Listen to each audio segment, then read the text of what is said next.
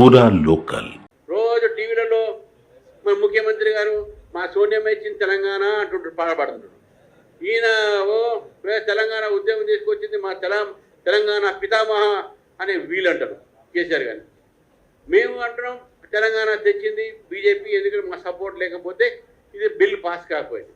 కానీ దీని వెనక మీకు ఉన్నటువంటి ఒక రహస్యం చెప్తాను. ఈరోజు మీడియా వారి ముందు కూడా ఉన్నారు. ఇక్కడ తెలంగాణ బిల్లు పెట్టే ముందు హైదరాబాద్ తెలంగాణ బార్ అసోసియేషన్ అప్పుడు అధ్యక్షుడిగా ఉన్నటువంటి ప్రకాష్ రెడ్డి గారు, ఇప్పుడు సీనియర్ అడ్వకేట్, మన నరసింహారెడ్డి గారు chairman bar council, S Niranjan Reddy senior advocate, ఇప్పుడు రాజ్యసభ మెంబర్ అక్కడ వైసీపీ నుంచి అక్కడ అయ్యారు.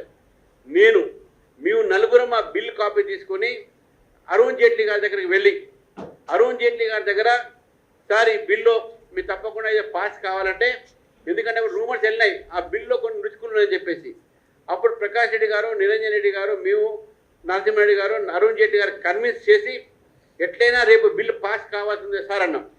సరే మీరు చేస్తాను, మీరేమి భయపడకండి, ఒకసారి సుష్మా స్వరాజ్ గారిని గెలవండి అన్నారు. ఎందుకంటే సుష్మా స్వరాజ్ గారు లోక్సభ లీడర్ అండ్ అరుణ్ జైట్లీ గారు రాజ్యసభ. సో రాజ్యసభ లీడరు లోక్సభ కలవాలి కాబట్టి మేము మళ్ళీ సుష్మా స్వరాజ్ గారి దగ్గర పోయినాం. వారు కూడా అన్నారు తప్పకుండా నేను సపోర్ట్ చేస్తాను, కానీ నా మీద సోషల్ మీడియాలో అన్యాయమైనట్టుగా కొన్ని వాదనలు వస్తూ ఉన్నాయి, దయచేసి మీరు 2 కోరుతున్నాను, ఈ తప్పుడు ప్రచారాలు చేయకండి, తర్వాత తెలంగాణ కోసం ఎవరు కూడా సూసైడ్ చేసుకోకండి, నా తరఫు నుంచి మీరు కూడా కోరాలని చెప్పి వారు చెప్పడం జరిగింది. ఈ 2 తర్వాత మళ్ళీ రాత్రి పూట 11 o'clock ప్రకాష్ జావడేకర్ దగ్గర మేము కూర్చుంటే, ఆ రోజు బోయినపల్లి వినోద్ గారు ఎంపీ, అప్పుడు కరీంనగర్, తర్వాత కేశవరావు గారు, ఇప్పుడు కాంగ్రెస్, ఏ పార్టీలో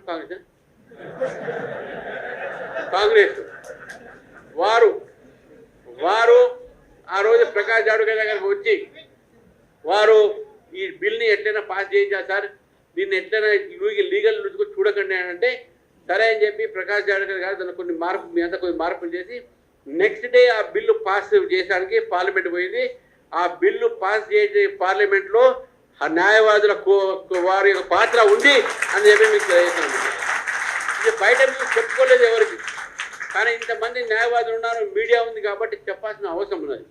కాబట్టి తెలంగాణ తెచ్చింది ఎవరైనా అంటే ఇది సకల జన సమ్మెలు జరిగినటువంటి ఈ తెలంగాణ ప్రజలు కోరినటువంటి తెలంగాణ ప్రజలు తెచ్చుకున్నారు, కానీ ఒక వ్యక్తితోనే ఎవరితో రాలేదనే విషయాన్ని కూడా మనం గుర్తుపెట్టుకోవాలి. ఏ విధంగా అయితే తెలంగాణ ఉద్యమంలో న్యాయవాదులు ముందుకొచ్చి ఈ యొక్క తెలంగాణ తీసుకొచ్చినామో, ఈ మిత్రులారా ఈరోజు గుర్తుపెట్టుకోవాలి. మరొక అవకాశం వచ్చింది. ఈ యొక్క తెలంగాణ ప్రభుత్వం అది గతంలో ఉన్నట్టు బీఆర్ఎస్ ప్రభుత్వం అయితేంది, ఇప్పుడు కాంగ్రెస్ ప్రభుత్వం అయితేంది, ఈ 2 ప్రభుత్వాలు కూడా న్యాయవాదులకు మోసం చేస్తూ ఉన్నారు, విద్యార్థులకు మోసం చేస్తూ ఉన్నారు. ఈ ఇద్దరు కూడా రైతులతో చెలగాటం ఆడుతూ ఉన్నారు. ఈరోజు తెలంగాణ సమాజాన్ని ఈరోజు విచ్ఛిన్నంగా చేస్తున్న పరిస్థితి మనం చూస్తున్నాం. వికసిత తెలంగాణ మారాలంటే భారతీయ జనతా పార్టీ మాత్రమే చేయగలుగుతుంది. కాబట్టి ఈ ప్రభుత్వాలు, ఈ 2 పార్టీలు వ్యతిరేకంగా మనం పోరాడి ఈ ధర్మ యుద్ధం చేసి మళ్ళీ న్యాయవాదులు ముందుకొచ్చి ఈ యొక్క ప్రభుత్వాన్ని చూడగొట్టాల్సిన అవసరం ఉన్నది, దించాల్సిన అవసరం ఉన్నది. దాంట్లో న్యాయవాదుల పాత్ర ఎక్కువ ఉండాలి. ఎందుకంటే దేశంలో కానీ ప్రపంచంలో కానీ ఏ ఉద్యమానికైనా ముందు న్యాయవాదులు ఉన్నారు. ఏ ఉద్యమం కూడా మీరు చూస్తే మన స్వాతంత్ర యుద్ధంలో కూడా ఆ రోజు న్యాయవాదులు ముందుకు వచ్చారు. కాబట్టి మన స్వాతంత్రాన్ని మనం తీసుకువచ్చిన గడియం.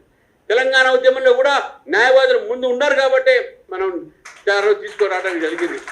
అమెరికాలో కూడా చాలామంది న్యాయవాదులు ఈరోజు ఉద్యమంలో దిగి అక్కడ చాలా రైట్స్, బ్లాక్ రైట్స్ కానీ హ్యూమన్ రైట్స్ కానీ కాపాడే దాఖలాలు మనం చూసినాం.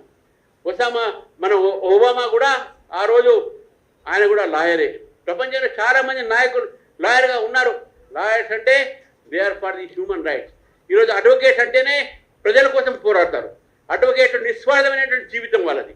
అడ్వకేట్లే ఈరోజు సమాజం కోసం పోరాడే వ్యక్తులు. మనకు సామాజిక స్పృహ ఉంటుంది, రాజకీయ పరిజ్ఞానం ఉంటుంది, రాజకీయ చైతన్యం ఉంటుంది. కాబట్టి ఈ యొక్క తెలంగాణ ప్రజల్లో మళ్ళీ చైతన్యం తీసుకురావాలంటే అది మన ఒక న్యాయవాదులు ముందుకు రావాల్సిన అవసరం ఉన్నది మిత్రులారా.